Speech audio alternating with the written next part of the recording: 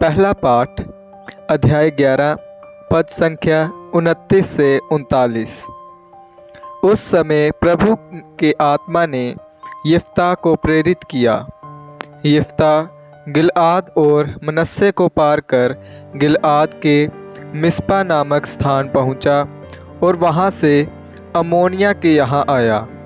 यिफ्ता ने यह कहते हुए प्रभु के सामने यह मन्नत मानी, यदि तू अम्मोनिया को मेरे हवाले कर देगा और मैं सकुशल लौटूंगा, तो जो पहला व्यक्ति मेरी अगवानी करने मेरे घर से निकलेगा वह प्रभु का होगा और मैं उसकी होम बलि चढ़ाऊंगा। यिफ्ता अम्मोनिया के विरुद्ध युद्ध करने निकला और प्रभु ने उनको उसके हवाले कर दिया।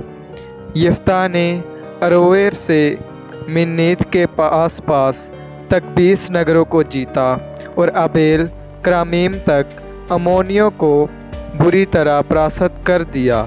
इस प्रकार अम्मोनी लोग इज़राइलियों के अधीन हो गए। जब यिफ्ता मिस्मा में अपने यहाँ लौटा तो उसकी पुत्री द्वारा से निकलकर डफली बजाते और नाचते हुए उसकी अगवानी करने आई। वह उसकी अकेली संतान थी। उसके सिवा यिफ्ता के ना तो कोई पुत्र था और ना कोई पुत्री। यिफ्ता ने उसे देखते ही अपने वस्त्र फाड़ कर कहा, हाय बेटी, तुमने मुझे मारा है, तुमने मुझे महान संकट में डाल दिया है। मैं प्रभु को वचन दे चुका हूँ, मैं उसे वापस नहीं ले सकता। उसने उत्तर दिया, पिताजी, आप प्रभु को वचन दे चुके हैं, आप मेरे विषय में अपनी मन्नत पूरी कीजिए, क्योंकि प्रभु ने आपको शत्रुओं से, अम्मोनियों से बदला चुकाने का वरदान दिया है। इसके बाद उसने अपने पिता से कहा, एक निवेदन है, मुझे 2 महीने का समय दीजिए, जिससे मैं पहाड़ पर जाकर अपनी सखियों के साथ अपने कुंवारेपन का शोक मनाऊं। उसने उत्तर दिया, जाओ, और उसे 2 महीनों के लिए जाने दिया। वह अपनी सखियों के साथ चली गई और उसने पहाड़ पर अपने कुंवारेपन का शोक मनाया। वह 2 महीने के बाद अपने पिता के यहाँ लौटी और उसने उसके विषय में अपनी मन्नत पूरी कर दी। यह प्रभु की वाणी है। ईश्वर को धन्यवाद। भजन अनुवाक्य।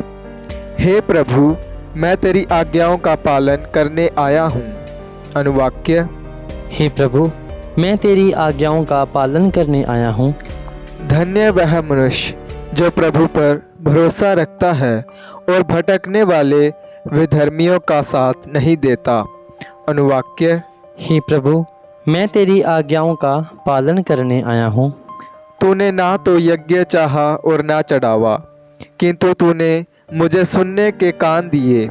तूने ना तो होम मांगा और ना बलिदान, इसलिए मैंने कहा, देख, मैं आ रहा हूँ। अनुवाक्य। हे प्रभु, मैं तेरी आज्ञाओं का पालन करने आया हूँ। मुझे धर्म ग्रंथ में यह आदेश दिया गया है कि मैं तेरी आज्ञाओं का पालन करूं। हे मेरे ईश्वर, तेरी इच्छा पूरी करने में मुझे आनंद आता है। तेरा नियम मेरे हृदय में घर कर गया है। अनुवाक्य। हे प्रभु, मैं तेरी आज्ञाओं का पालन करने आया हूँ। मैंने सबों के सामने तेरे न्याय का बखान किया। तू जानता है कि मैंने अपना मुंह बंद नहीं रखा। अनुवाक्य। हे प्रभु, मैं तेरी आज्ञाओं का पालन करने आया हूँ। जय घोष हालेलुया। अनुवाक्य हालेलुया। आज अपना हृदय कठोर ना बनाओ, प्रभु की वाणी पर ध्यान दो। अनुवाक्य हालेलुया। संत मत्ती रचित पवित्र सुसमाचार अध्याय 22 पद संख्याएं 1 से 14। यीशु महायाजकों और जनता के नेताओं को फिर दृष्टांत सुनाने लगे। उन्होंने कहा, स्वर्ग का राज्य उस राजा के सदृश है जिसने अपने पुत्र के विवाह में भोज दिया। उसने आमंत्रित लोगों को बुला लाने के लिए अपने सेवकों को भेजा, लेकिन वे आना नहीं चाहते थे। राजा ने फिर दूसरे सेवकों को ये कहकर भेजा, अतिथियों से कह दो, देखिए मैंने अपने भोज की तैयारी कर ली है। मेरे बैल और मोटे मोटे जानवर मारे जा चुके हैं, सब कुछ तैयार है, विवाह भोज में पधारिए। अतिथियों ने इसकी परवाह नहीं की। कोई अपने खेत की ओर चला गया तो कोई अपना व्यापार देखने।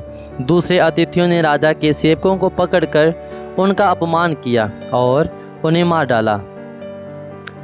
राजा को बहुत क्रोध हुआ। उसने अपनी सेना भेजकर उन हत्यारों का सर्वनाश किया और उनका नगर जला दिया। तब राजा ने अपने सेवकों से कहा, विवाह भोज की तैयारी तो हो चुकी है, किंतु अतिथि इसके योग्य नहीं ठहरे। इसलिए चौराहों पर जाओ और जितने भी लोग मिल जाएं, सबको विवाह भोज में बुला लाओ। सेवक सड़कों पर चले गए और भले बुरे जो भी मिले सबको बटोर कर ले आए और विवाह मंडप अतिथियों से भर गया। राजा अतिथियों को देखने आया तो वहाँ उसकी दृष्टि एक ऐसे मनुष्य पर पड़ी जो विवाह उत्सव के वस्त्र नहीं पहने था। उसने उससे कहा, भाई विवाहोत्सव के वस्त्र पहने बिना तुम यहाँ कैसे आ गए? वह मनुष्य तो चुप रहा। तब राजा ने अपने सेवकों से कहा, इसके हाथ पैर बांधकर इसे बाहर अंधकार में फेंक दो, वहाँ वे लोग रोएंगे और दांत पीसते रहेंगे, क्योंकि बुलाए हुए तो बहुत हैं पर चुने हुए थोड़े हैं। ये प्रभु का पवित्र सुसमाचार है। ख्रिस्त की जय।